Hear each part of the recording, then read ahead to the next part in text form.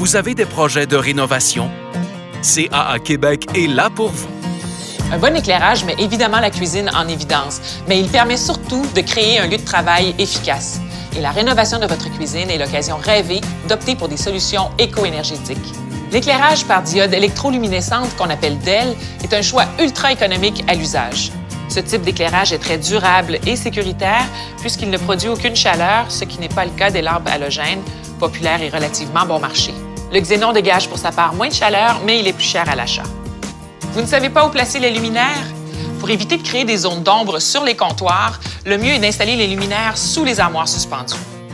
Quant aux autres sources d'éclairage, pensez à choisir des luminaires qui sont compatibles avec les ampoules fluo compactes. La rénovation d'une cuisine est souvent synonyme de travaux de plomberie et dans ce domaine notamment, il est essentiel de retenir les services d'un entrepreneur qualifié et détenant une licence de la Régie du bâtiment du Québec. C'est le seul qui a les compétences nécessaires pour évaluer le système de plomberie en place et pour faire les changements qui s'imposent. Qui dit plomberie dit évier. Ceux-ci n'échappent pas aux tendances de l'heure. À part le traditionnel évier en inox, on voit de plus en plus sur le marché des éviers en matériaux composites, par exemple en granit et en acrylique. Également tendance sont les éviers posés en affleurement, c'est-à-dire de manière à ajuster le rebord de l'évier à égalité avec le comptoir, de même que les éviers dont l'emplacement de la crépine maximise la surface utile du fond et optimise le rangement sous l'évier. Un bon évier n'est rien sans une bonne robinetterie. Mais quelle est la robinetterie idéale?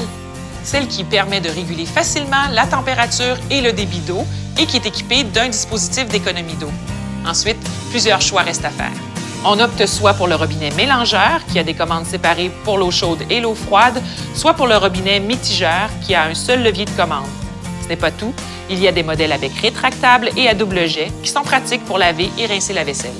Les modèles de robinet sont innombrables, mais disons que dans ce domaine, les grandes tendances actuelles visent à donner à la cuisine un look resto ou industriel. On voit en effet des robinets munis d'un bras articulé et d'un tuyau inséré dans un serpentin de métal qui permet de mieux manœuvrer le jet d'eau. Mentionnons aussi l'émergence du robinet à activation tactile et du robinet mural avec bras pivotants et articulés. Et si vous êtes tenté d'ajouter un broyeur à déchets, informez-vous avant, car certaines municipalités ont des restrictions à ce sujet et cela n'est pas une solution écologique. En entrant dans la maison, personne n'aime sentir les relents de cuisson. Pour remédier à la chose, il faut que l'air de cuisson soit équipé d'un ventilateur d'extraction de capacité adéquate. Cela permet d'éviter la condensation excessive et de maintenir la qualité de l'air. Au moment de choisir un ventilateur, songez à un modèle équipé d'un gradateur d'intensité autant pour le moteur que pour l'éclairage. Mais peu importe l'appareil, il faut retenir ceci. Le ventilateur doit avoir une puissance minimale de 50 litres par seconde. Il doit être silencieux et il doit évacuer les vapeurs de cuisson directement à l'extérieur de la maison. Est-ce qu'un ventilateur peut être trop puissant? Oui. Si son débit est trop élevé par rapport à vos besoins, il peut faire refouler vers l'intérieur de la maison les odeurs et les émanations toxiques du foyer, du poêle à bois et du chauffe-eau, qu'il soit au mazout, au propane ou au gaz naturel.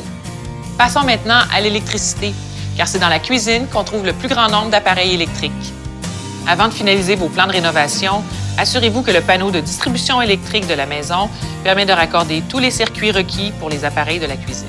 Si vous pensez à remplacer vos électroménagers, il est intéressant de savoir que l'étiquette Énerguide indique la consommation de l'appareil en kilowattheure pour une année. La cote Énerguide permet de comparer les appareils et de faire un choix plus éclairé. Il y a aussi l'homologation Énergie Star qui indique que l'appareil surpasse de 10 à 50 les seuils gouvernementaux en matière de consommation énergétique. En sachant que la durée de vie d'un électroménager varie entre 10 et 20 ans, il est facile de calculer les économies d'énergie et d'argent. La rénovation de la cuisine est une bonne occasion d'aménager votre maison à vos besoins futurs, notamment si vous envisagez d'y habiter jusqu'à vos vieux jours. Par exemple, vous pourriez en profiter pour faire installer les interrupteurs et les thermostats plus bas, soit à 42 pouces du sol, et les prises électriques à une hauteur minimum de 16 pouces. Vous voulez en savoir plus?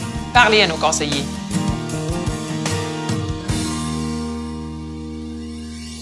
Composez le 1-877-803-1118.